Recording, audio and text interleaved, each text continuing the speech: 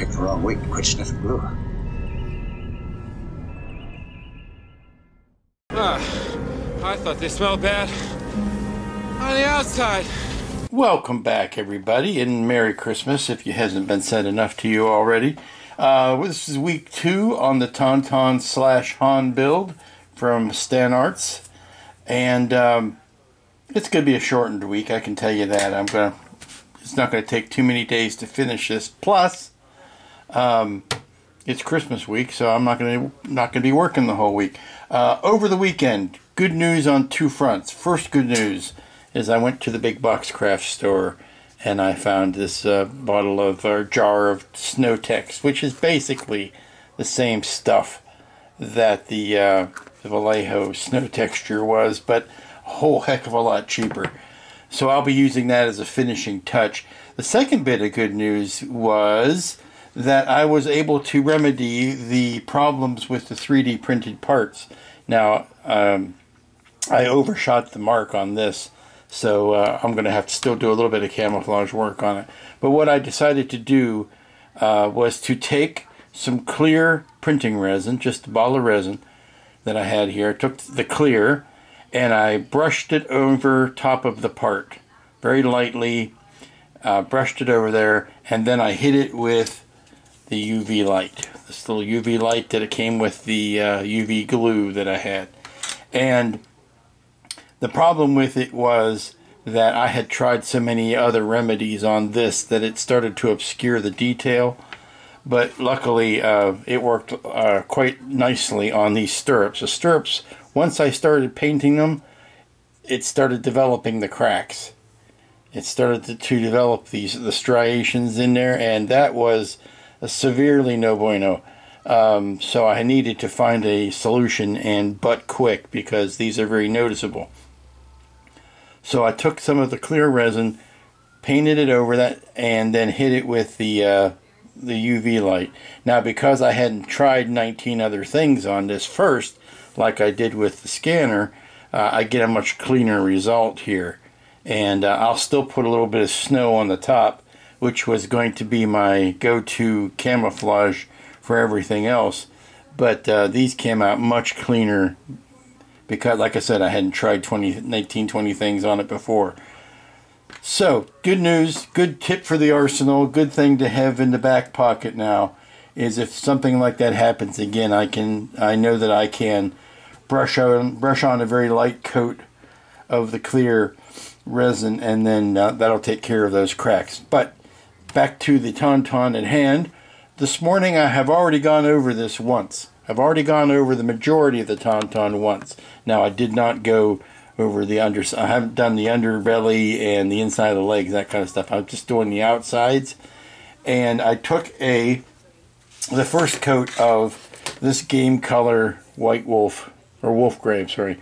Wolf Gray from Game Color, and a little bit of white mixture, and I just took that on a stiff brush and just started working it in to the highlights on the fur.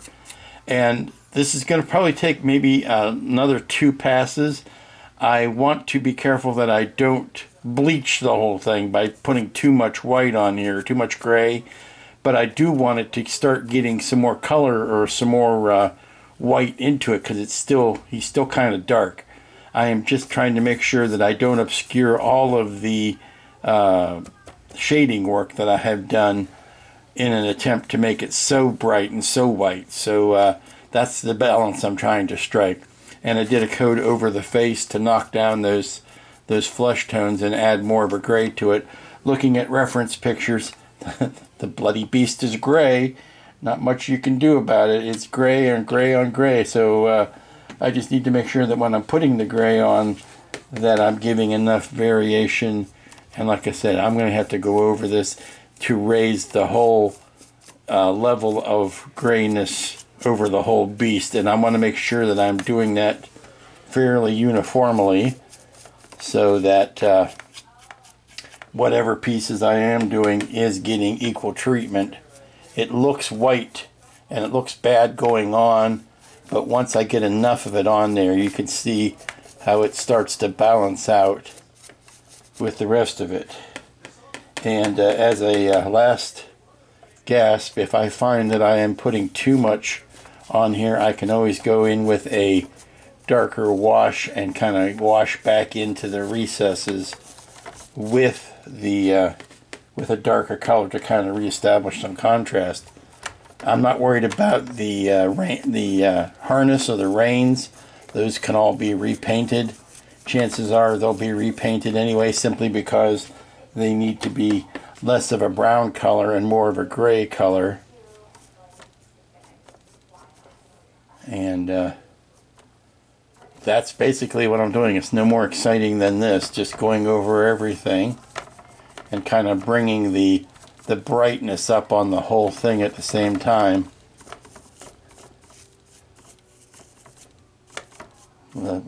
Like I said, I just need to make sure that I am treating this as if it had no saddle or tack on it at all, and then I can go back in and repaint the saddle and the tack. It's not going to do me any good if I make this, this part one color of gray and this part another color of gray.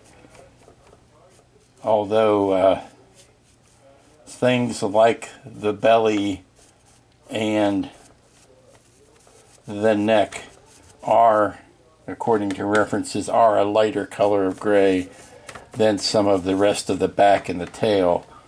So there is definite colorations and variations in the paint, or in the fur colors.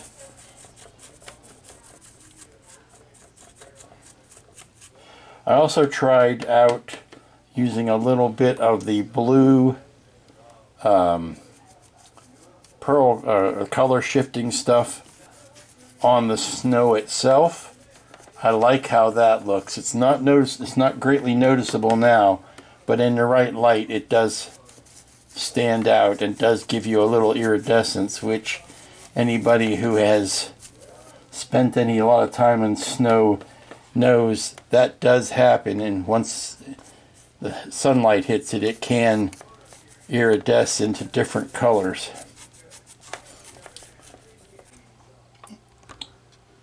Okay, so I'm taking a bit of a break from the fur painting, and I want to go back in and see if I can make myself happy with another color for these straps. It's obvious that the brown traditional leather, like your garden variety cowboy would use, is not quite the solution here, and the all indications would point to a gray, but I want to see if I can find a gray or can make a gray that is, while gray, will stand out from the fur color.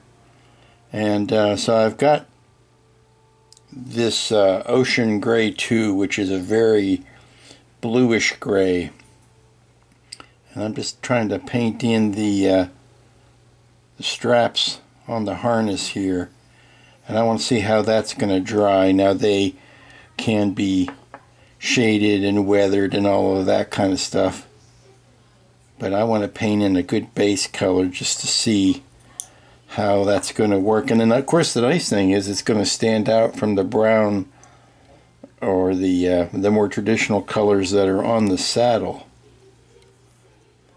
But I just want to see how these are going to distinguish themselves. Certainly it's going to look better on the horn of the saddle and all that, but I just am experimenting here on the color. Now, the other straps that go on the saddle that hold up these packs can be more traditional brown color. See, I'm to the point now where I don't want all of these grays to blend into each other, and if I make this gray that has a different value to it, then it'll distinguish itself that way. I was also playing with some washes and some shading because I was afraid I was getting too washed out and whitish on the fur, and I found, to my delight and surprise, that when I used the Game Wash Black with the Game Wash Pale Gray, it was giving me a nice warm gray. And a warm versus cool gray is a nice variation to have on this beastie. It's another way of staying in the gray family, but distinguishing yourself and creating different patches and more interest and more variety in the fur itself. And I found that I could go back in over top of the fur that I had painted this morning and go back over it with that warm gray wash, and it would sink down in between, go down into the crevices like a good wash should, and give me a little bit more visual interest and a little bit more visual depth that way, rather than keeping everything in the cool gray family. Okay, we're going to let that sit. It is showing up, and it is showing up as a difference, and I think it's going to work, but I want to put it up here right against, I certainly like it against the saddle, but what I need to do is put it up right against the fur here and see how it's going to stand on its own.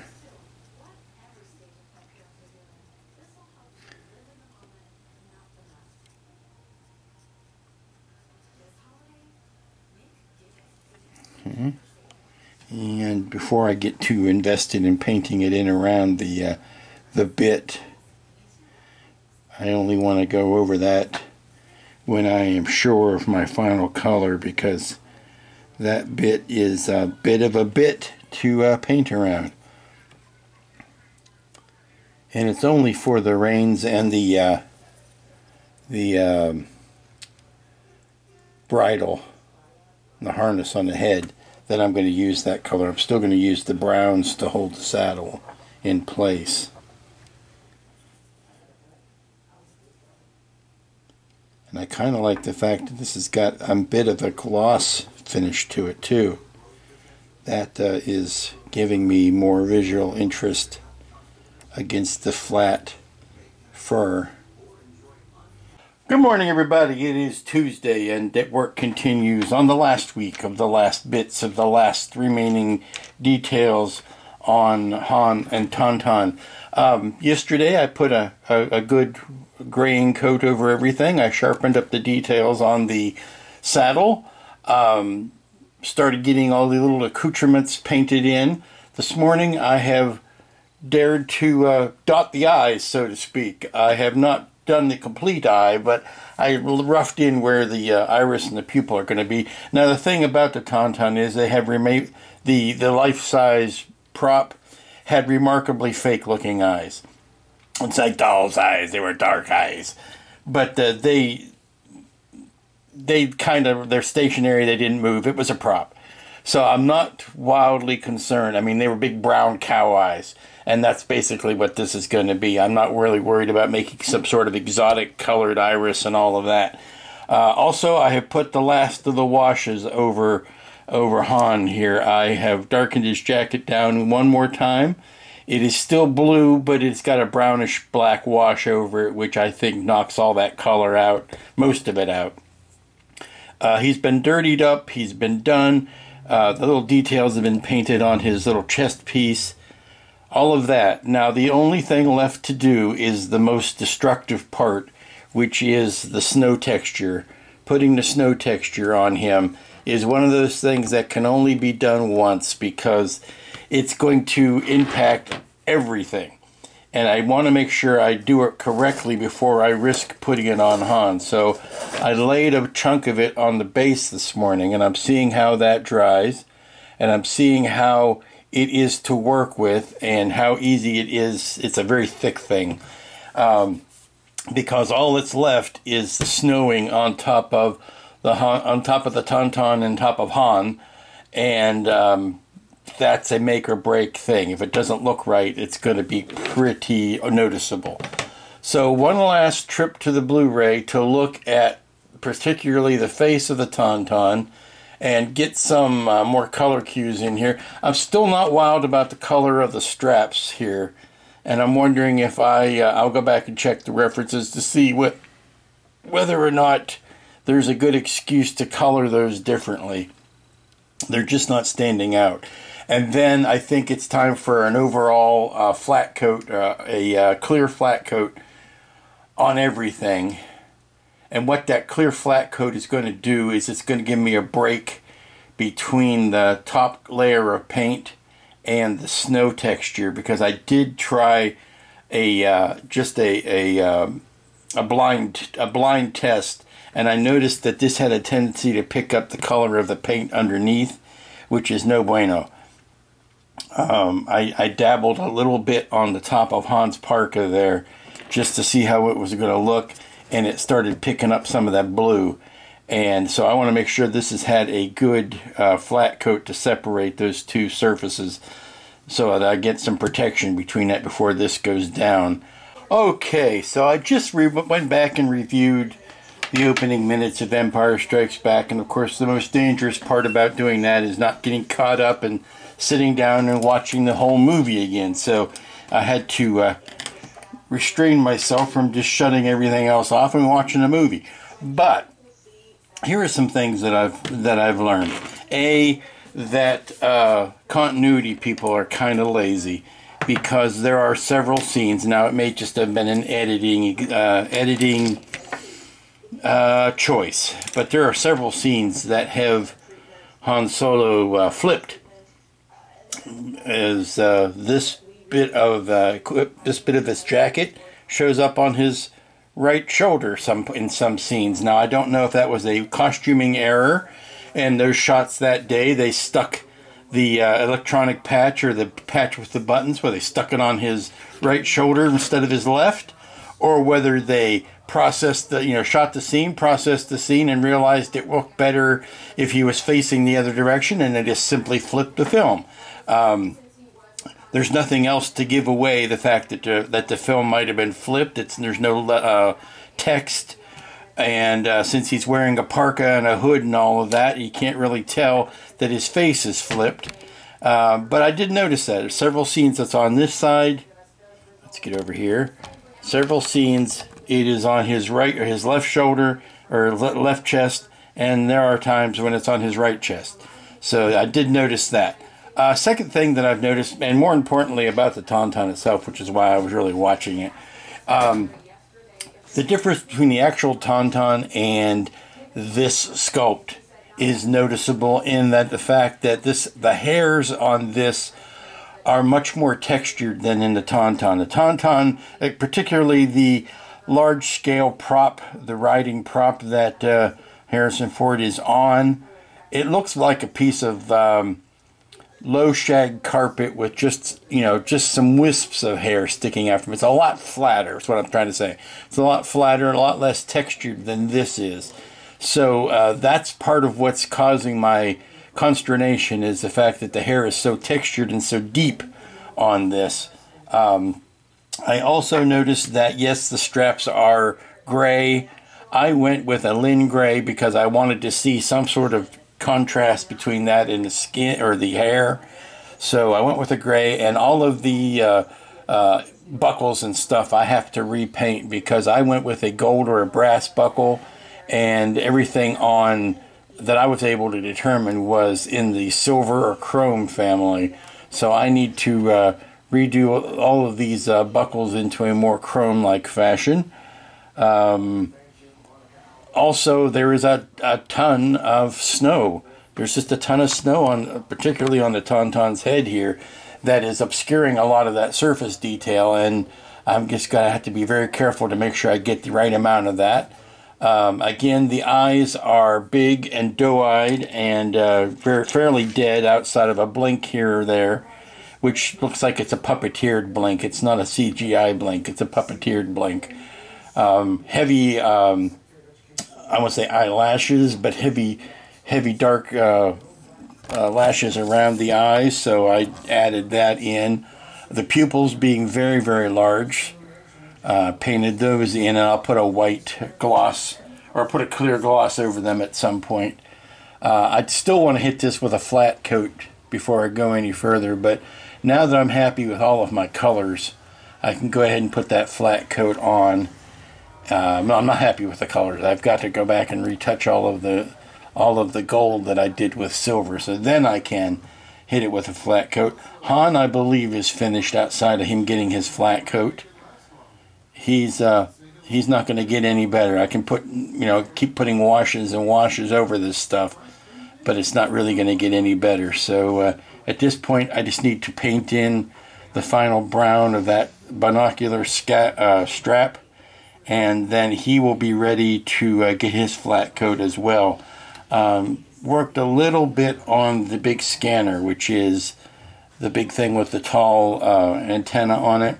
I need to scratch build the other antenna tip because it got broken off and has since buggered off, and I don't know where it is. And that would leave the last bit after the and I think I'm going to hit that with a clear coat, or a coat of clear, to gloss that up.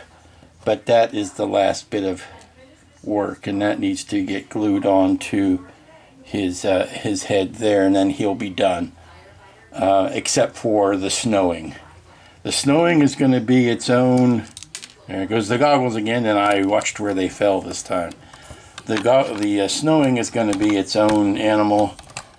Again, I want to practice on something, I think, before I commit. But yeah, we're down to it. It's Tuesday. We'll have this thing probably wrapped up tomorrow. If I start doing the snowing today, it's one of those things that I want to continue with it till I'm done. So, given how successful the base snowing went, I think we're ready to go. Once we get the flat coat dry, we'll be ready to go with the top coat snowing. So, in the next immediate minute, I need to repaint the chrome bits. Okay, so I've just spent the last little bit finishing up this base. Now, I'm not quite sure whether I'm going to put any felt on the bottom or just a couple of little pads. I think the felt pads will be enough here. I'll just put them out in the corners. But what I did was I took some of the gray that I had been using to paint the reins, and that is a Lin gray. And I just went into the crevices and the creases and overly saturated that to give it some pre-shading.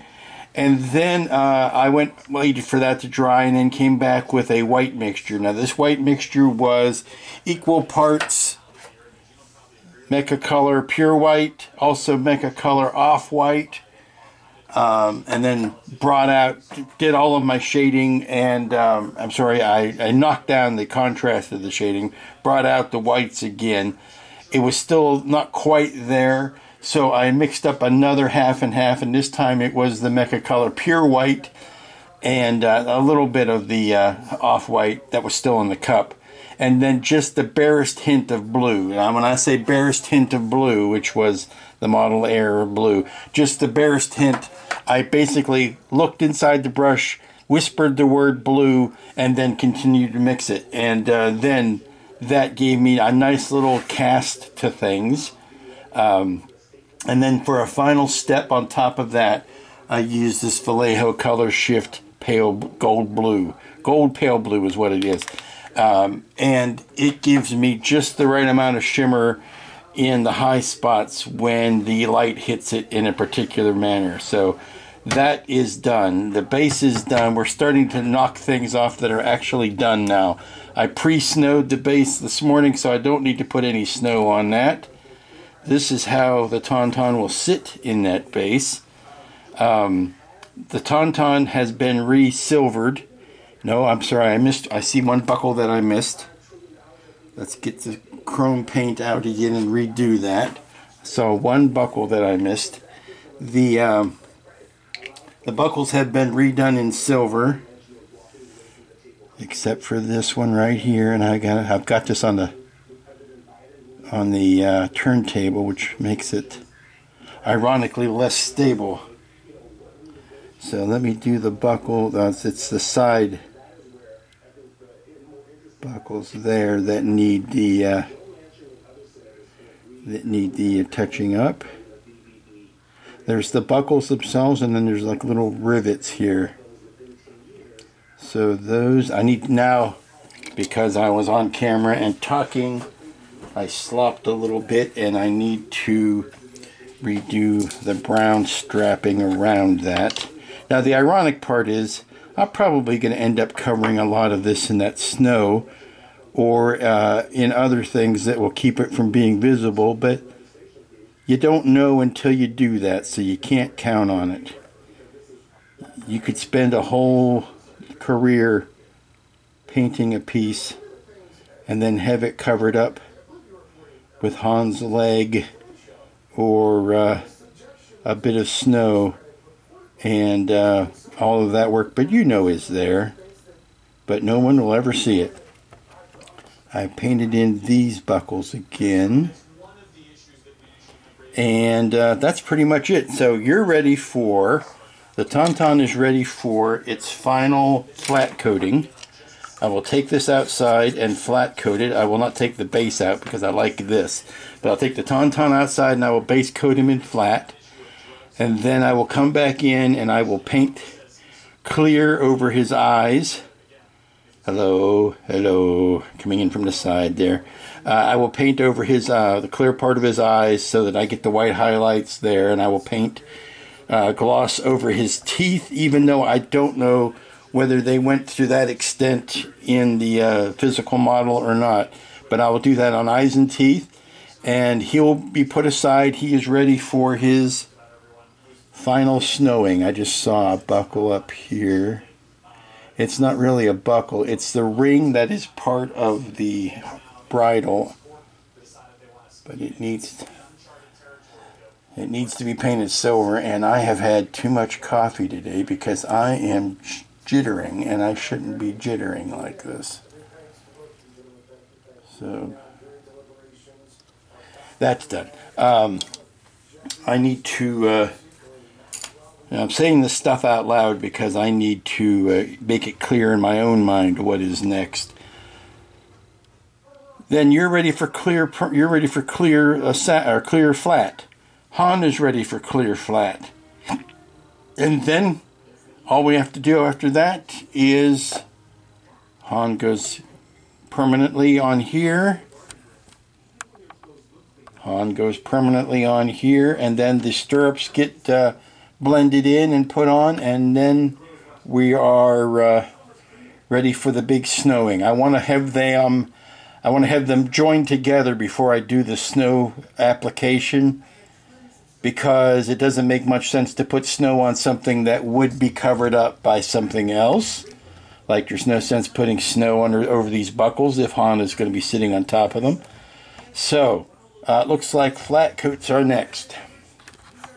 Okay, everybody's had their flat coat on, their clear flat coat. And you know how sometimes a clear coat will accentuate and increase the contrast between colors, make them all a little bit more vibrant. And that seems to be a little bit of the case here. The other thing that it does, particularly if you've done a lot of hand brushing, is that clear coat will make your brush strokes diminish. It makes them less noticeable. I won't say it gets rid of them completely, but it really knocks down the obviousness of your brush strokes. So things look, the colors look more solid. They look more uniform. They look almost like they were airbrushed. This is particularly noticeable on Han's pants and his jacket, which now looks a whole lot more cohesive than it did when you could see the brush strokes on it. I did notice it looks a whole lot more brown. It's almost like it sucked the blue out of it that I was really hoping to keep some blue in it. I don't know whether I need to go back and try to put any more blue back into it, but it has really taken some of the specialness I had into it out of it. What it has told me about the taun-taun is that I might want to take one more pass with a light gray dry brushing on some of the hair, some of the more obvious fur that has been made more contrasty by the clear coat. I think I might want to weather up the reins here a little bit, put some highlights and some washes in them, make them look less uniform. I still need to put the gloss back over the eyes and teeth. I know that was going to happen. All of that stuff needs to get done before we do the final snowing. And the final snowing is the final snowing for a reason. That's about the last thing that needs done. We need to put Han on the saddle. We need to get him glued down and really buckled in. I need to go ahead and put the stirrups in place, get those blended in. There's some trimming and some, I don't know whether puttying is going to be necessary, but certainly some trimming to get those to fit. We are very close to being done, kids. Very close.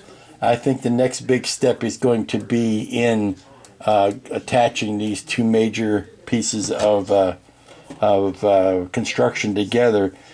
At the same time that I gloss the eyes and the teeth, I want to put a gloss on the goggles, just on the glass part of it. Obviously, I would want to gloss Han's lip there. Probably the glass portion of the binoculars. I would put a little highlight on. But then all that's left will be the big snowing, and I think the snowing might. I'm going to experiment today, but I think the snowing might happen tomorrow. But yeah, it's coming along a lot quicker. You know, there are things that in years past I might have fussed over every last detail on, but if I step back, I realize that's pretty good. I don't need to overwork it. And right now I'm feeling that way about the eyes. I think that they are. Normally I would, sweat in every last detail on those eyes, but I got to tell you, they're doing 90% of the job they need to do right now. Maybe one more wash over top of that before I put the gloss in. I think if I do a flesh wash, which would be that with the hintiest hint of red, and dilute it really far down, and then just brush it over the corners of the eyes to give them a little bit more fleshiness. That may be all it needs, and I might take a very thin brush and do the same thing just inside the front lip there, just to give it a little bit of color, maybe pink up the inside of the ears. But I think that's really all needs done, because that much wasn't done to the actual prop. I'm thinking of a real animal versus what was done on the life-size prop, and we're actually making this look a little bit better than what the final prop looked like. So yeah, we're gonna let this dry, let the clear coat set for a while. I'm gonna go get some lunch. Okay, I just did a what might seem to be counterintuitive at this point, but and it was one of those things where when I was halfway through it, I was seriously questioning whether I did the right thing or not. But I did an overall light gray wash. A wash over all of the fur parts, and what that did was knock back some of the darkest roots of the and we'll see how well it dries in, because like I said, as I was putting that down, I was really questioning whether I should have done that or not. But what it does is it lightened up even the darkest areas, because I was still seeing how overall too dark he was, and this will allow me to go over this one last time with the light gray, almost white dry brush over top of the fur. But basically it dulled down and lightened up even the darkest areas, which I think is where we needed to go. It also shifted him more to a warm gray away from the cool gray, and I think that was handy too. So you might think that I'm just stalling putting the snow coat on, but I'm not. This is something that was kind of bugging me. It was he was coming out too contrasty. What he looked like a bad dye job, where his roots were too dark in comparison to how light the rest of the hair was. So I went back in and I lightened up the roots of everything. So I think that one more dry brush coat over top of that will bring back the colors that I want while knocking down the contrast that I didn't want. So we're going to let that dry, and then we're going to try one more dry brushing on top of that. And then another flat coat, I think.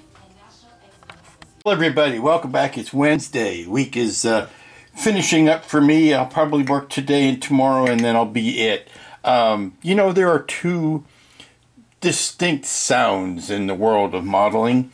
One is the sound when you force two things together and you hear that sickening click, which means something has broken or snapped off or otherwise gone afoul. And the other is what I call the righteous thud. It's just like a gentle thump, and you feel it in the back of your teeth. It's just a lovely little thump. And that's what happened today when I put Han on the taun-taun. I was getting ready to glue him.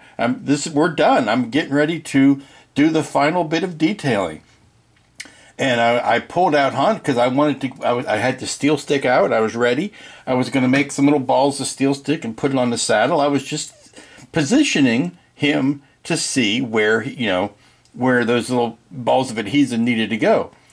And so I'm putting him in place and pushing him down, and all of a sudden I hear this thump, and everything clicked into place. He's perfectly he is not coming off. He ain't coming off of this thing for love or money.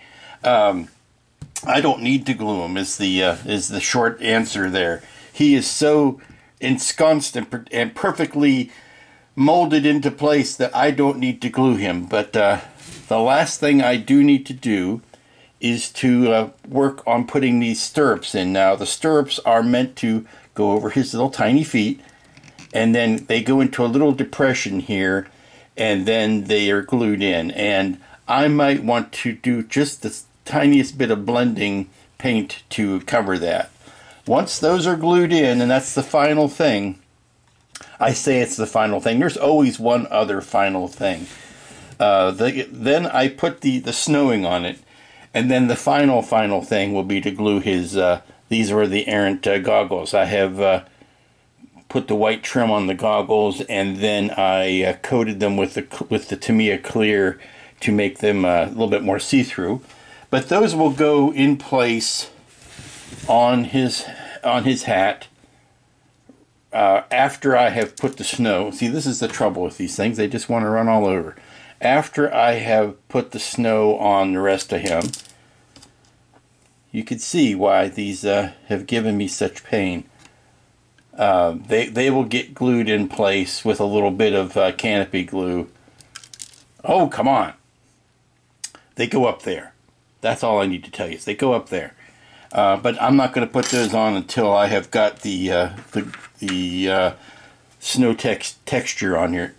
First things first.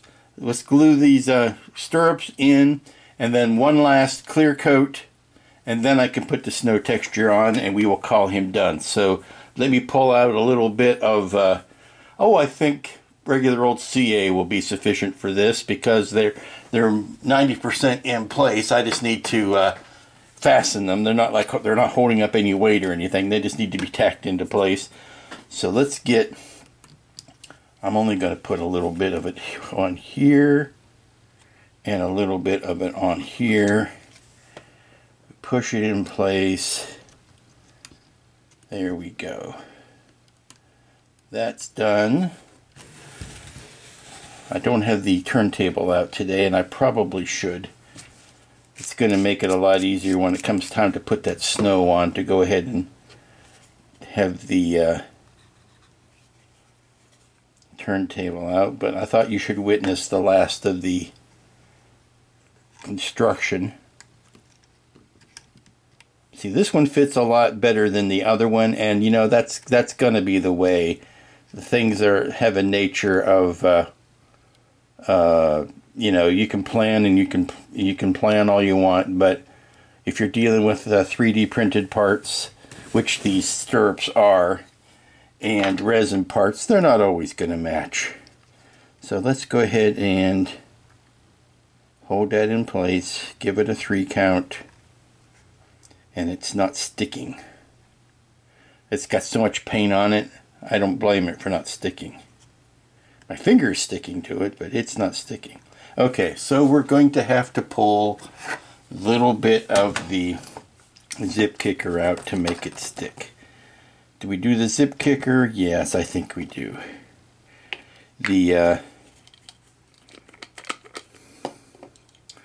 Put the kicker on here. The glue's already on the saddle.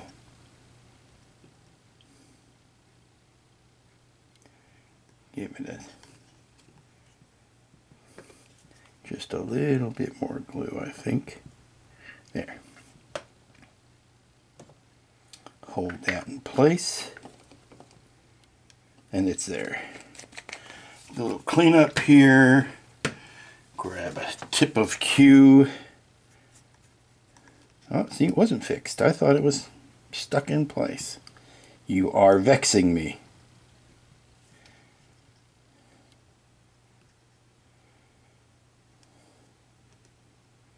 There we go. Now it's sticking. Sometimes you just have to give it a few seconds. Clean all of this up. Put that back. Yeah, you're stuck. You're stuck now, my friend. You're stuck, my pretty. And this guy, I still have to do a little bit of detail work on this guy. I can probably do some, yeah, there's some touch-up painting that needs to get done, but that can be done far and away from the rest of the kit, so I am not concerned about that. Next step is to do a flat coat, a clear flat coat over the whole Magilla, and then we can start the snowing. I've got a big order that just came in yesterday to be plotting, so you may hear, just like Santa, I take no break from my work, but you may be hearing that in the background a little bit later on. Okay, ready for the big unveiling? Now this is the first pass with the snow. Let it focus. What do you think? I wanted to go light the first pass because I can always add more, but it's tough to take it away. So, and there's a very good reason why there's so much snow on the top of the head of the taun-taun. It's because it's a prop. If it were an actual animal, it would have shaken that off, I would think, unless it's using it for camouflage. But I've got some snow mostly on the knees here on Han and his shoulders, some on the top of his hat. Tried to keep off where the, you know, where it wouldn't land naturally, or where it might not get shaken off or brushed off. If you remember correctly, no, it was Hans. It was Luke that had to brush off the intercom on his wrist to talk to Han.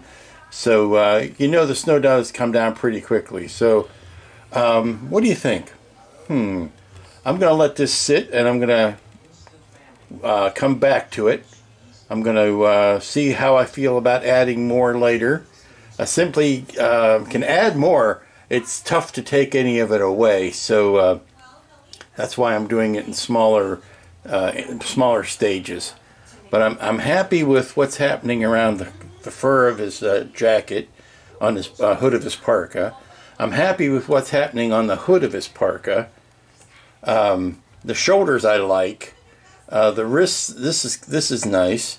I like this. I don't know if I need to take some, add some more to the stirrups. The blankets got all covered up, and I hate that because I spent so much time painting them, but that's the way of things. You spend a lot of time painting something, and then you end up covering it up. I need to debate whether I'm going to add any more to the taun-taun head or on his horns there, his tusks. I need to check some reference again.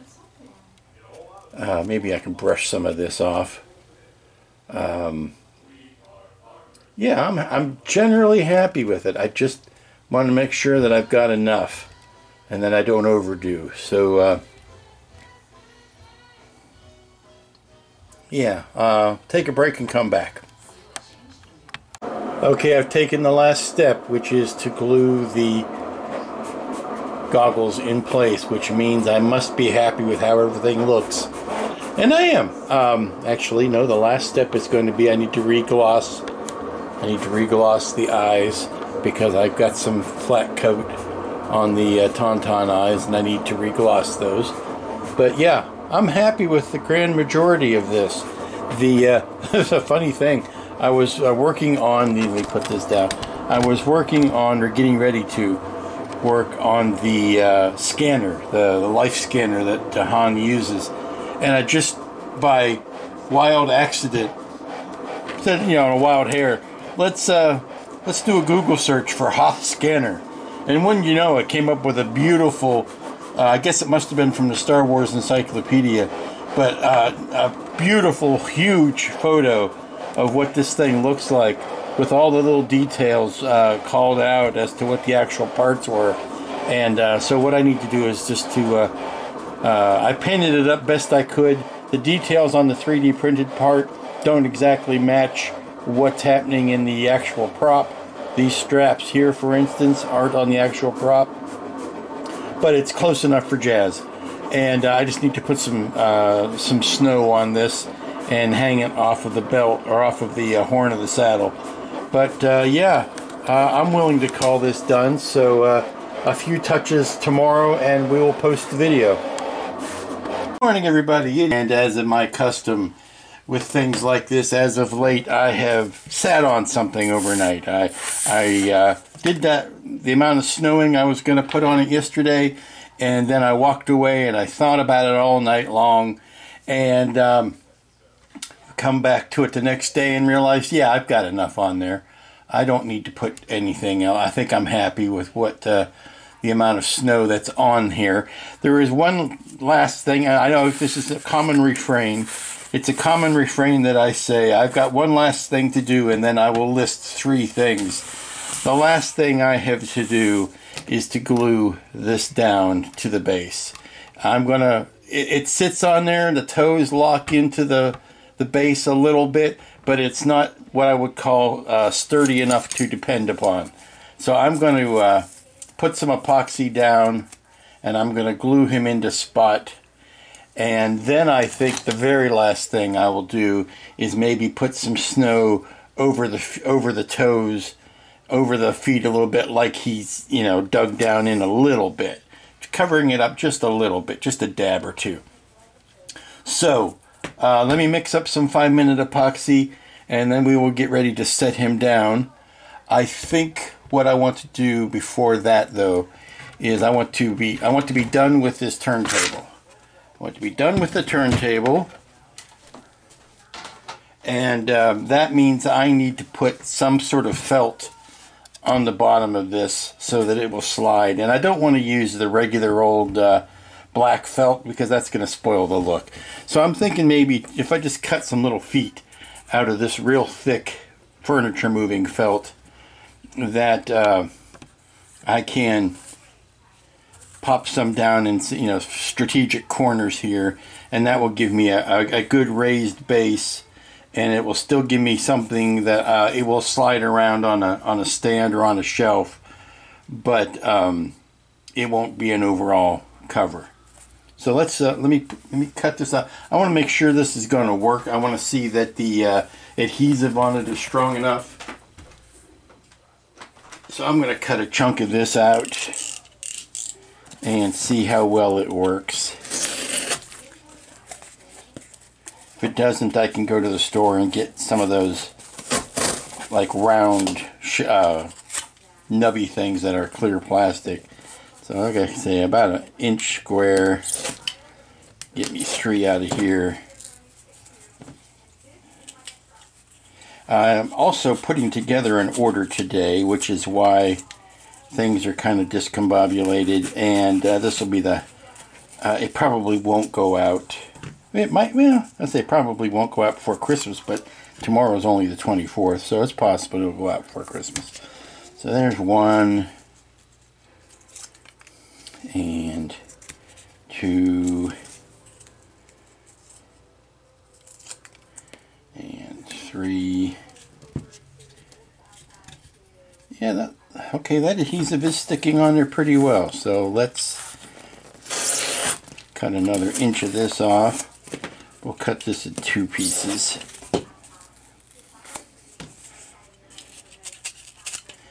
Careful not to go through my precious fingers or thumbs. There's that, and then one in the center I think will be good support. There we go. Well, now I'm feeling stupid. Now I'm feeling like this back corner needs something. I'm going to end up covering this whole thing, I know it.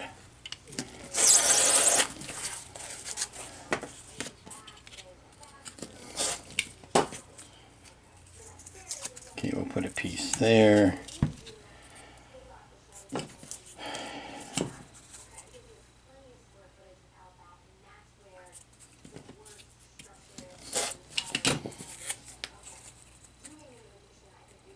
I know I'm going to end up covering. I just know I'm going to end up covering this whole thing before I'm done. Let's see if I can clean this off a bit. Not with these scissors, I'm not. Okay, does that give me enough? Yeah, that slides around nice. Okay, let's clean all of this up. And mix up some epoxy. Okay, I've just mixed up some epoxy. Working carefully and quickly now. I'm just going to glom it onto where I know the pressure points are. Now if this scooges out around the sides, I may have to hit it with just the tiniest bit of a flat matte finish to keep it from being shiny.